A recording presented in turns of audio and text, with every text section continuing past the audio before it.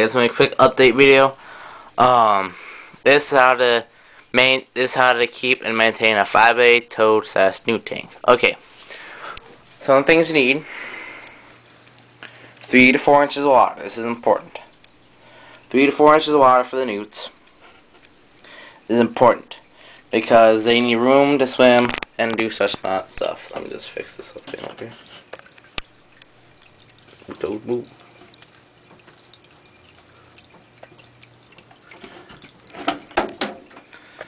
So, they also need places to prop themselves up on.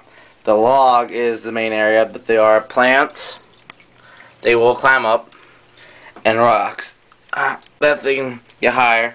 Because when newts are afraid, they go up on land. So after they go up on land, to feel better, they go back in the water. Now toads, they're toads. They live in most of the water like this. This is perfectly fine for the toads and the newts. No cross-contamination, no nothing. They don't even bother with each other. They just live separate lives. The frogs up on land, the newts are on the water. So the frog uses almost the same things, but a little bit will stay on land good majority of the time, but not on land. He'll be right here in the water, on top of the log, over there on the floater, and he'll be all over the place.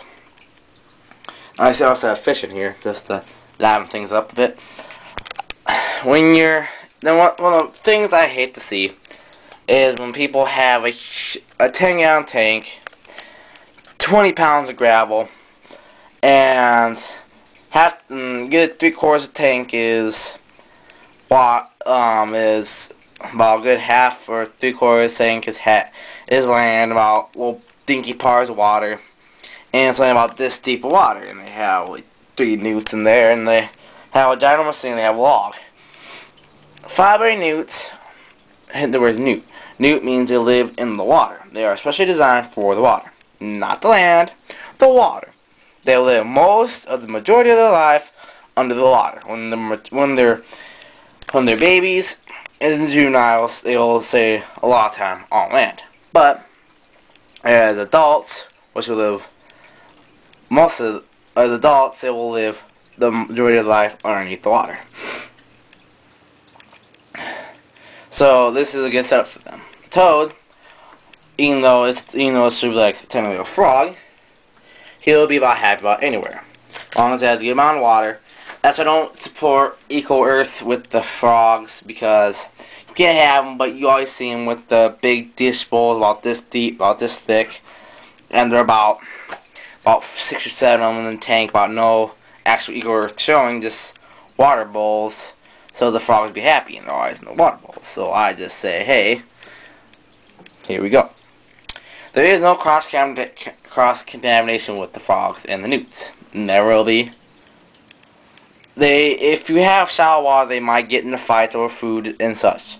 But my newts go off of calcium pellets and fish food. That's what they live. That's what they like. Calcium pellets, full days worth of food, and the fish food they'll kind of peck off. I feed the frog calcium covered crickets. The newts will finish with the crickets if there are left. They are good at that, but they eat about almost anything. The frogs eat crickets. Wow, when setting up a newt tank, you got to think about a couple things. What does the newt need? What does the pet need? How much money you have? What are your means? What are your time? How much other matters? And tanks that have more than a gallon or 2 of water, you need a filter. Running water is good for the newt because that aerates the water, makes it so they can breathe easier and healthier. That's why I was just kind of flipping out right now. I just put them in. Alright, so I do have a whisper filter.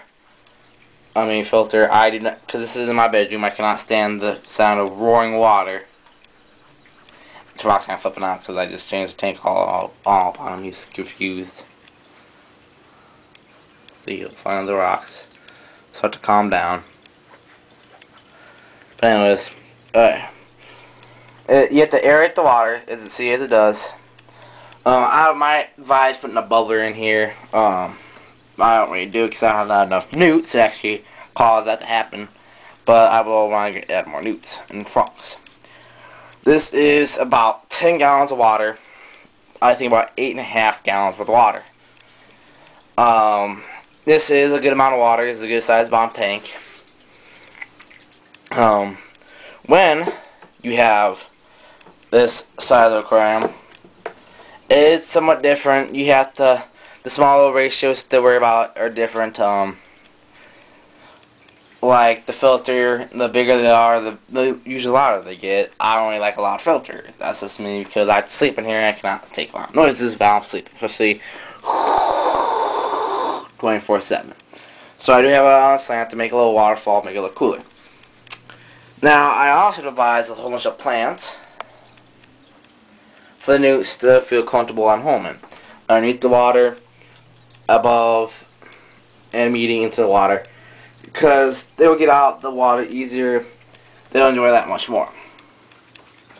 The fish are just fish. That's a Rosie, another one's a fish my sister picked up. I have no idea. But anyways, so yeah. I would advise having a light bulb, do day and night cycles with them to keep them healthier. Feed these guys every night. Feed the frog every 1 to 2 days. I mean, 1 or 2, every 2 to 3 days. That's best for them every 2 to 3 days, because every day he's just really picky eaters, you know. So yeah, I also have in here a heater, a water heater, and a heat bulb for a light. It keeps it warmer in the day, a little bit cooler at night. But that's how the newts like it. They are cold water newts. They can't live in the cold water. The frogs are a little bit warmer, but they will live. So, to recap, this is a 20-gallon long tank. Wire mesh lid, store-bought. Covered up the wires, make sure nothing hops or decides to come out. Plants, running filter, preferably a whisper, no outside filters. If you outside filters are real hassles. Because you gotta be able to cover up where it comes in and yada yada. It's a big pain. So I advise inside filters. Light bulb, plants, places for the newts and frogs to get out of the water. So if you have any questions, comments, concerns about any of my videos, past videos, this video, any future videos you want to see, I'll be happy to make them. Thank you for watching. Have a great day.